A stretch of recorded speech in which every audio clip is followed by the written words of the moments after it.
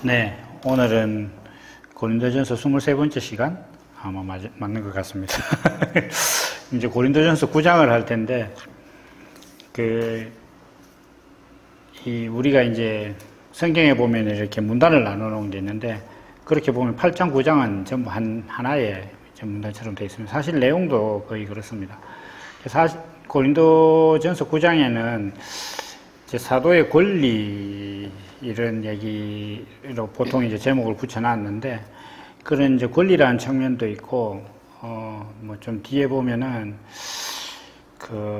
숙명이라는 어떤 그런 그런 측면도 있는 것 같습니다. 그래서 이게 전체적으로 한 27절까지 있는데, 오늘은 한 14절까지 이렇게 보겠습니다. 이제 이 내용은 뭐냐 하면은, 어떤 이유에서인지 바울 사도가 사도가 복음을 전하면서 예를 들면 성도들의 어떤 헌금으로 도움을 받는다든지 이런 일들에 대해서 언급할 필요를 아마 느낀 것 같습니다. 뭐 누가 이것에 대해서 뭐 시비를 걸었을 수도 있고 이렇게 했는데, 어떤 그런 필요가 있다고 생각해서 이 말씀을 하고 있는데, 여기 보면은 뭐 좀 재밌는 말도 있어요. 5절에 보면은 베드로는 아내를 복음 전도하는데 데리고 다녔다, 뭐 이런 얘기도 있고, 나도 그럴 수 있다. 물론 바울은 결혼 안 했습니다. 그리고 바나바와 나도 일을 안 하고 복음 전하는 일만 할 수 있다. 아마 다른 사도들은 좀 그런 경향이 있었는 것 같아요. 그러니까 좀 복음 전하는 일만 전력으로 하고, 사도행전에 그런 내용이 있어요. 그런 내용들이 있는데, 이 바울 사도는 알려진 바로는 이제 천막 깁는 일을 계속 했었다고 하더라고요. 유대인들은 평생 먹고 살 수 있는 이제 기술 하나씩을 자녀들한테 가르쳐 주는데, 사도 바울이 배운 거는 이제 아마 천막 깁는 기술이었나 봐요. 그래서 그걸 이렇게 했습니다. 그랬는데, 지금 이러한 말씀이 요즘 이렇게 와서는 이제 목회자들이 직업을 가지지 않고 그냥 그걸 하나의 어떤 나쁜 말로 하면 생계 유지 수단으로 이렇게 목회를 하는 그런 것에 대해서 정당성을 부여하고 있는 말씀일지도 모릅니다. 그런데 이제 여기에서 이 바울 사도가 이렇게 얘기를 하는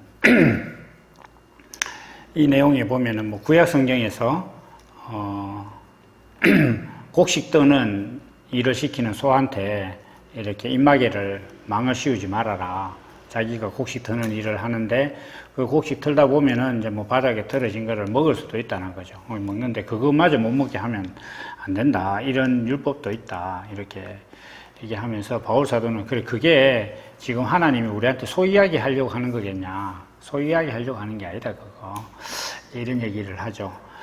그래서 이제 이 사도들이 복음을 전하는 이 일은 분명히 어떤 대가가 필요한 일이기도 해요. 왜냐하면 사람은 예수 믿는다고 하루가 36시간이 된다거나, 예수 믿는다고 밥을 한 끼 안 먹어도 된다거나 이런 식으로 변하지 않거든요. 그러니까 다 똑같은 육신의 사이클을 따라서 살고 있는데, 그 중에 상당 시간을 복음 전하는 일에 소비를 해야 되기 때문에, 그냥 남들이 자는 시간 8시간 빼고 16시간 중에 8시간 일해서 자기 생계를 꾸리고 나간다고 치면, 어쨌든 사도들은 8시간 생계를 위한 일을 할 수는 없는 거예요. 뭔가 복음을 전하고 이렇게 하려면 걸어 다니고, 옛날에는 지금보다 교통편도 불편해서 한 지역에서 다른 지역으로 복음을 전하려고 가려고 하면 이미 가는데 한 며칠씩 쓰고 이렇게 했을 거단 말이에요. 그러니까 한 며칠씩 걸어 다니고 이러는데, 거기서 돈이 나올 구석도 없을 테고, 이제 그런 내용이죠. 그런 상황을 고려하면 복음을 위해서 일하려면 이제 경제 활동이 위축되는 건 사실이다. 이거는 한 사람이 동일한 시간에 같은 일을 두 가지를 할 수가 없기 때문에 그래요. 그러니까 인생을 살면서 이 일도 하고 저 일도 하고 이렇게 두 개를 할 수가 없어요. 조금 이제 약간 비판적인 그런 내용이 있어요. 그러면 목사들도 그러면 두 가지 일을 할 수 없으니까 그렇게 뭐 생계를 유지하는 것 자체가 정당한 거 아니냐 이렇게 얘기할 수 있지만 우리가 정말 이 복음 안에서 보면 목사가 하는 일은 사람들 일반적으로 밥 먹고 사는 일과 다른 일이 아니에요. 그게 왜 다른 일이 아니냐? 세상 사람들도 회사에 가서 열심히 일하는 거나 교회에 와서 기도하는 거나 바라고 추구하는 바가 똑같단 말이에요. 교회에서 기도하는 것도 잘 먹고 잘 살게 해달라. 하나님 내 육신의 일에 위험이 따르지 않게 해달라. 이런 걸 기도하고 그 다음에 평안을 기도하고 하나님한테. 그 교회에 와서 기도하는 것과 자기가 직장에 가서 막 어렵게 일하는 것은 추구하는 바와 목적이 똑같아요. 그러니까 다른 일 하는 게 아니에요. 그러니까 교회에서 목사들도 뭐 교회 와서 하나님 말씀 잘 듣고 이렇게 하면 하나님께서 복을 주신다 이렇게 가르치잖아요.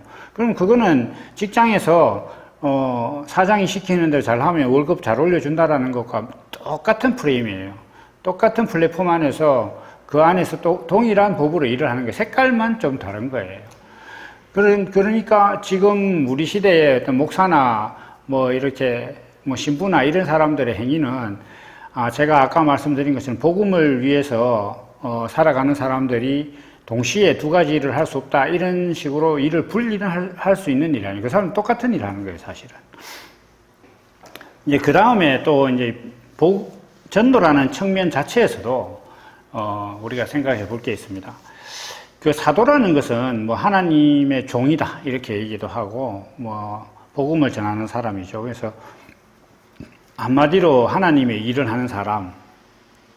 우리가 이제 가지고 있는 일반적인 관념으로 보면 이 기독교라는 신앙 안에서 사도다 이렇게 하면은 굉장히 어떤 숭고하고 높은 자리에 있는 그런 사람으로 사실 다 금방 다가옵니다. 그런데 이제 사도는 하나님의 일을 하는 사람이니까 그렇다 이렇게 얘기를 하는데 우리가 이걸 이렇게 잘 생각해요. 사도가 하나님의 일을 하기 때문에 되게 숭고하고 귀한 사람은 맞아요. 맞는데 나보다 더 높고 내가 할 수 없는 일을 하는 사람으로 간주하는 건 굉장히 위험한 생각이에요. 왜냐하면 나도 하나님의 일을 해야 되는 사람이거든요. 내가 예수를 믿는다는 것 자체는 내가 하나님의 일을 해야 되는 거예요. 예수님께서 뭐라고 하셨느냐 하면 아버지의 일은 그의 보내신 자를 믿는 것이다 이렇게 얘기했어요. 요한복음 6장 29절 말씀인데 하나님의 일은 하나님께서 보내신 예수 그리스도를 믿는 것이다 이렇게 얘기를 했단 말이에요. 그러면 예수를 믿는 일 자체가 사도로서 살아가는 거단 말이에요. 그럼 내가 참 베드로나 이런 사람들은 참 대단해. 나는 그렇게 못 사는데 그 사람들은 그렇게 살았구나. 그래서 참 존경해야 돼. 이 생각은 옳은 게 아니에요. 그 사람들이 산 것처럼 나도 똑같이 살아야 돼. 그런데 같이 사는데 그 사람들은 내보다 더 잘했어. 이런 거란 말이에요. 나도 해야 될 일을, 그러니까 아까 제가 이렇게 얘기했죠. 보통 사람들은 나는 못하는데 사도들은 했어. 이런 개념으로는 안 된다는 거예요. 나도 당연히 그렇게 해야 되는데 그 사람들이 본을 보여주고 있구나. 이렇게 접근을 해야 된단 말이에요. 이게 사도의 어떤 정의단 말이에요. 그래서 우리가 또 이제 예수를 믿는다는 어떤 그 믿음이 무엇이냐 이렇게 할 때 우리 기독교인들이 가지고 있는 이 믿음은 이런 거예요. 한마디로 예수 믿으면 육신의 문제를 예수님께서 해결해 주실 것이라 믿는다. 이때 이걸 믿음이라고 해요. 사람들은 인생살이 살면서 겪는 문제들을 예수님께서 잘 해결해 주실 것이라고 믿는다 하는 그 믿음이에요. 그게 내가 죽으면 내가 교회 열심히 다녔으니까 죽으면 천국으로 이끄실 줄로 믿는다 이렇게 되는 거예요. 그러니까 여기는 항상 조건이 붙어 있고 그 조건은 거의 100% 행위예요. 내가 어떻게 했으므로 그 행위에 대해서 하나님께서 보상을 해주실 것이라고 믿는다라는 그걸 사람들은 자꾸 믿음이라고 한단 말이에요. 그러니까 내가 이렇게 하면 하나님께서 해주실 것이라 믿어라 이렇게. 그러니까 항상 어떤 믿음의 어떤 지향점이 초점이 항상 미래에 있어요. 미래. 그러나 성경이 말하는 믿음은 그거 아닙니다. 하늘의 뜻이 땅에 이루어지는 것. 그러니까 하나님의 뜻이 내 육신의 삶에 이루어지는 것. 그걸 좀 다시 표현하면 내 육신이 하나님의 뜻을 가지고 살아가는 것. 그게 하나님의 일이고 믿음이에요. 그게 사도의 삶이란 말이에요. 그래서 이렇게 이제 살아가야 되는 것이 하나님의 일이고 사도로서의 이제 역할입니다. 그렇게 보면 이 사도로서 살아가는 것 자체는 어떤 생활에서 경제적인 활동과 좀 분리된, 좀 동시에 할 수 없는 그런 일, 이렇게만 이렇게 제가 앞에서 설명을 했는데 그렇게만 보이지 않아요. 왜냐하면 내가 직장에서 열심히 살아가고 십자가를 지는 마음으로 어떤 의사 같은 둘 다 어떤 일을 마주했을 때, 예를 들면 둘이 가서 창고를 치워라. 그러면 누구나 창고 치우는 거 싫잖아요. 그런데 그래 알겠다, 내가 하겠다. 좀 극단적으로 표현하면 다 이렇게 일반화시킬 수 없지만 우리가 회사에서 회의라는 걸 하잖아요. 회의라는 것의 내용은 많은 경우에 그 일할 사람 정하는 거예요. 누가 이거 할래? 이거 정하는 거란 말이에요, 사실은. 이 문제를 어떻게 해결할래? 근데 그런 것에서 내가 하겠다라고 나설 수 있는, 물론 뭐 능력도 안 되면서 그렇게 하면 안 되겠죠. 내가 능력은 되고 좀 귀찮지만 그거 내가 하겠다, 이렇게 그런 식으로 해버리면 일이 빨리 끝나요. 뭐든지 회의도 빨리 끝나고. 그래서 이러한 것들은 십자가의 도가 너 옳다, 그럼 너 옳다라고 하는 순간 어떤 결과를 수반하냐면, 그러면 네가 하자는 대로 내가 할게, 이래야 된단 말이에요. 그러면 내가 육신을 그 사람 의도대로 내 육신의 수고를 내줘야 되는 거예요. 그게 십자가에 예수님께서 육신을 내어주신 것하고 똑같은 거단 말이에요. 근데 이렇게 보면 우리가 이제 직장 생활을 하든 자기가 사업을 하든 또 뭐 가정이나 어떤 인간관계에서 사람들이 십자가를 진 어떤 그런 십자가를 질 수밖에 없는 그 본성으로 이렇게 살아가면 그게 전도예요. 그리고 그게 하나님께서 우리한테 기대하시는 거란 말이에요. 예수님이 십자가를 지시고 보여주신 것은 몸이 십자가에 못 박히고 이런 게 아니라 십자가를 질 수밖에 없는 본성이 너의 본성이 되라. 이게 지금 하나님께서 바라시는 거기 때문에 우리가 그렇게 살아가기만 하면 이게 사도로서의 일이란 말이에요. 그렇게 했을 때 이게 어떤 경제적인 활동과 100% 분리해서 지금 뭐 오늘날의 목사들처럼 막 일절 경제 활동도 안 하고 심지어 세금도 안 내고 그냥 설교만 하는 이것을 하나의 경건으로 삼고, 그러니까 우리 아버지가 맨날 내 어릴 때 하는 말이 나는 목사처럼 못 사니까 헌금을 내서 목사들 먹여서 살린다. 이런 개념이 성립이 되는 거예요. 내가 지금 하나님의 뜻대로 십자가를 지는 본성으로 살아야 되면 그게 내가 살아야 될 일이지, 내 대신에 살아가는 사람들한테 뭐 헌금해서 그 사람 생계를 이렇게 책임져주는 이런 구조로 가면 안 된단 말이에요. 그래서 일단 생각해보면 예수님께서 십자가에서 우리 죄를 사하셨다 하는 것도 죄는 내가 짓고 벌은 예수님이 받는다라는 그런 개념이다 보니까 목사들을 생각하는 것도 좀 그런 것 같긴 해요. 그래서 우리가 이제 이러한 것들을 이렇게 보면은 예수 그리스도를 믿는다는 것은 내 육신의 문제 해결이 그리스도의 도움을 받아서 된다, 이렇게 되는 것이 될 것이라고 믿는 게 아니고, 예수님께서 십자가를 지시면서 보여주신 그 그리스도라는 본성이 내 본성이 돼서 살아가는 것이 내 삶의 목적이다라고 순종하는 게 그게 내 믿음이에요. 그럼 내가 그렇게 살아가면 앞서 설명한 대로 직장이나 어떤 사회관계 속에서 사람들한테 내가 드러날 수밖에 없단 말이에요. 남들 다 위로 쫓아가는데 나는 밑으로 내려가고. 근데 그러나 이제 우리가 이렇게 살아가다 보면은 그러한 삶은 사실 경제적으로 막 풍성함을 가져오진 않아요, 실제로. 그리고 또 이제 복음을 전하는 것이라는 게 어떤 삶이라는 부분이 가장 중요하고, 사람들하고 관계에서 십자가를 지는 어떤 그런 부분들도 중요하지만 또 이런 부분도 있어요. 뭐 제가 이렇게 블로그에 글을 쓴다거나 사도 바울이 많은 서신을 남겼다거나 이런 식으로 이 복음에 대해서 정리하고 사람들이 이해할 수 있도록 만들어주고 그렇게 전하고, 이런 것들은 생활과 또 다른 측면이에요. 여기는 분명히 상당한 시간이 들어간단 말이에요. 그래서 제 개인적인 경험으로만 봐도 글을 그냥 막 잘 써질 때도 있지만 어떤 거는 하나 있고 블로그 한 편 쓰기 위해서 막 일주일 이상 걸릴 때 있단 말이에요. 이제 그런 시간들은 어떻게 달리 방법이 없어요.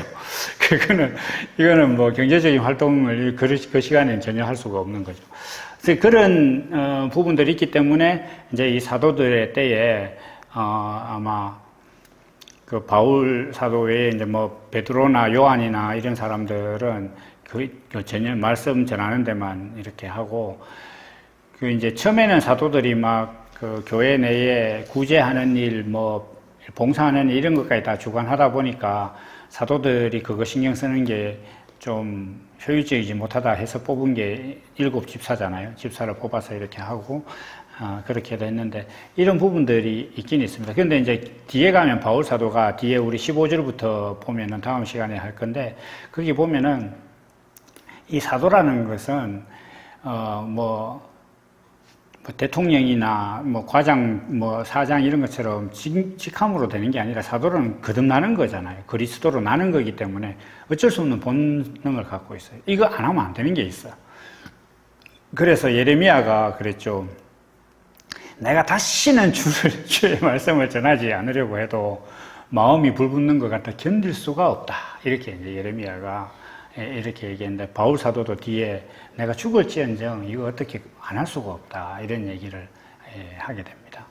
그래서 이제 오늘 말씀은 어떤 분들한테는 크게 뭐 의미가 없는 건데, 우리가 생각해 봐야 될 건 이런 겁니다.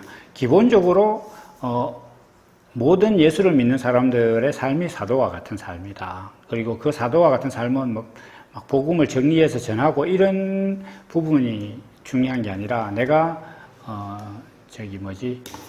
십자가의 본성으로 살아가는 그 삶을 내가 살아가야 된다. 이게 자기가 그렇게 살아가면 이것을 먼저 살아가고 있고, 또 그것을 정리하는 사람들의 가치가 또 자기 안에서 드러나게 돼 있어요.